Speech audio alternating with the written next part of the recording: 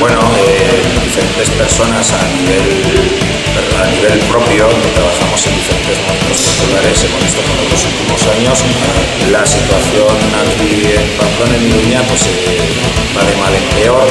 A nivel del tema de viviendas, pues bueno, el alcalde no respeta las decisiones que se toman en el pleno, los horarios de las bibliotecas públicas son cada vez más restringidos, el tema de infraestructuras, de las infraestructuras que realmente necesita la ciudadanía, pues se ven cada vez en peor estado.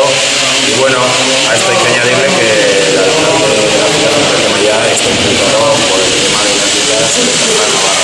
Entonces, bueno, hemos firmado un manifiesto de una serie de personas, como digo, a nivel personal, pero que bueno, tenemos una trayectoria en movimientos sociales pidiendo su dimisión porque consideramos que es una cuestión ya inmediata, necesaria, de inmediato cumplimiento. Yo vengo de la plataforma vecinal de Chabacoy y llevamos muchos años con un abandono exagerado y pues vemos que solo se acuerda de Chabacoy a la hora de recaudar. Guk eskatzen duguna da, alde zaharrean ere, aurreskola euskaraz izatea. Matrikulazio kanpainetan ikusi den bezala beharrezkoa baita.